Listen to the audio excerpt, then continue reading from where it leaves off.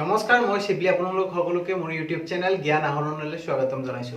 আজিৰ এই ভিডিঅ'ত জানিম প্ৰথমতে পিএমচি বেংক আৰু ইয়েছ বেংক কিয় ডুবিলে। তো আহক ভিডিঅ'টো আৰম্ভ কৰোঁ। ভিডিঅ'টো আৰম্ভ কৰাৰ আগতে মই আপোনালোকক এটা অনুৰোধ জনাওঁ যে মোৰ ভিডিঅ'টো ভাল লাগিলে লাইক কৰিব, কমেণ্টছ কৰিব আৰু শ্বেয়াৰ কৰিব ভিডিঅ'টো। আৰু তাৰ লগতে মোৰ চেনেলটো ছাবস্ক্ৰাইব কৰিব আৰু তাৰ লগত থকা ঘণ্টা বটনটো দবাই দিব যাতে মই আপলোড কৰা ভিডিঅ'ৰ নটিফিকেশ্যন আপুনি সকলোতকৈ আগত পায়।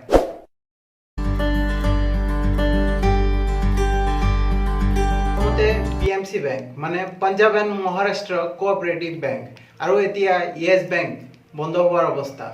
আহক জানি লওক ভিডিঅ'টোত। তাৰ আগতে আপোনালোক জানি লওক কিছুমান ইয়েছ বেংক আৰু পিএমচি বেংকৰ কিছুমান তথ্যৰ বিষয়ে।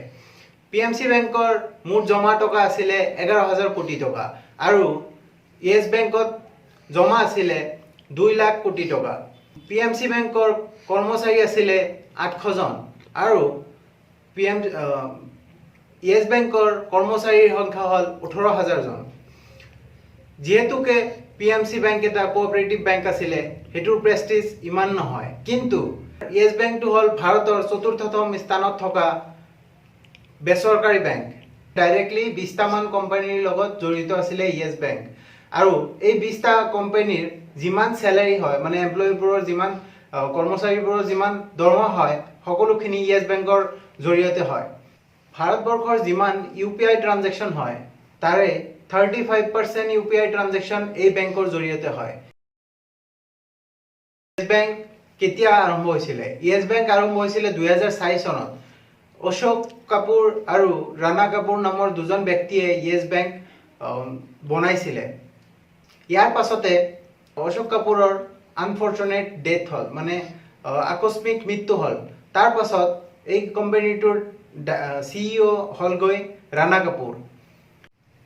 2008 চনৰ পৰা ৰাণা কাপুৰে অধিক সুদত অধিক ৰিস্কত কোম্পানীবোৰক লোন দিব ধৰিলে, যিবোৰ কোম্পানীয়ে নেকি ৰিফাণ্ড কৰিব নোৱাৰে। তো এতিয়া আপোনালোকে বুজিছে কিয় আজি ইয়েছ বেংকৰ এই দশা। ইয়েছ বেংকৰ এই দশাৰ মূল কাৰণ হ'ল ইয়েছ বেংকে যি ধৰণে লোন দিছিলে আৰু যি ধৰণে ইহঁতৰ NPS বাঢ়ি গৈছে। NPSৰ ফুল ফৰ্ম হ'ল নন পাৰফৰ্মিং এছেটছ। NPA কেনেকৈ হয়?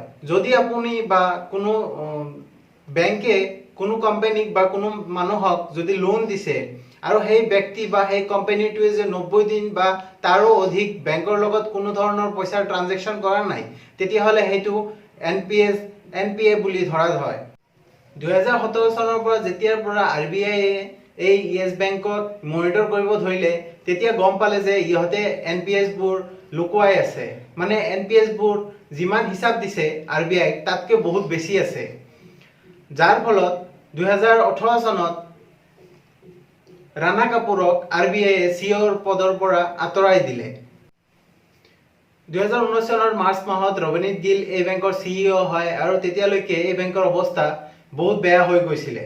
2020 চনৰ 5 মাৰ্চত RBI গোটেই বিষয়টো নিজৰ হাতত লৈ লয় আৰু কিছুমান ৰোল বনাই দিয়ে, যেনেকুৱা 50,000 টকাৰ ওপৰত কোনেও ইয়েছ বেংকৰ পৰা তুলিব নোৱাৰিব এমাহত। এই খবৰ পোৱাৰ পাছতে ইয়েছ বেংকৰ ষ্টক বহুত তললৈ নামি যায় আৰু যেতিয়া RBI SBI কৈছে যে আপোনালোকে ইয়েছ বেংকক আপোনালোকে কিনি লওক, এই খবৰ পোৱাৰ পাছতে SBIৰ ষ্টকো বহুত তললৈ নামি গ'ল। 8 মাৰ্চত EDয়ে মানে এনফৰ্চমেণ্ট ডিৰেক্টৰে ৰাণা কাপুৰক এৰেষ্ট কৰে, তেওঁ পইচাৰ গোলমাল বা হেৰাফেৰি কৰাৰ নামত। আপোনালোকৰ যিমান টকা ডেপজিট হয় বেংকত সকলোখিনি টকা বেংকে জমা কৰি নাৰাখে। বেংকে সেইবোৰ কোম্পানীবোৰক বা মানুহক লোন দিয়ে। লোনৰ সুত আহে আৰু এই সুতৰ পৰাই বেংক আৰু মানুহক বেংকে দিয়ে। ইয়াৰ পৰাই বেংকে ইনকাম কৰে।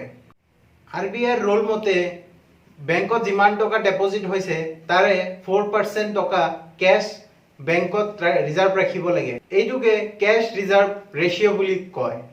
মোৰ মতেদি এই বেংক চৰকাৰে বন্ধ হ'বলৈ নিদিয়ে, কাৰণ এই বেংক বন্ধ হ'লে বেংকিং চিষ্টেমৰ ওপৰত বহুত ডাঙৰ এটা অসুবিধাৰ সৃষ্টি হ'ব ভাৰতত, যাৰ বাবে চৰকাৰে এই বেংকটোক কেতিয়াও বন্ধ নকৰে। আশা কৰিছোঁ আপোনালোকৰ ভিডিঅ'টো ভাল লাগিছে। যদি ভিডিঅ'টো ভাল লাগি থাকে তেতিয়াহ'লে লাইক কৰিব, কমেণ্টছ কৰিব আৰু শ্বেয়াৰ কৰিব। মই এনেধৰণে আপোনালোকৰ বাবে নতুন নতুন ভিডিঅ'ছ লৈ আহিম। ধন্যবাদ।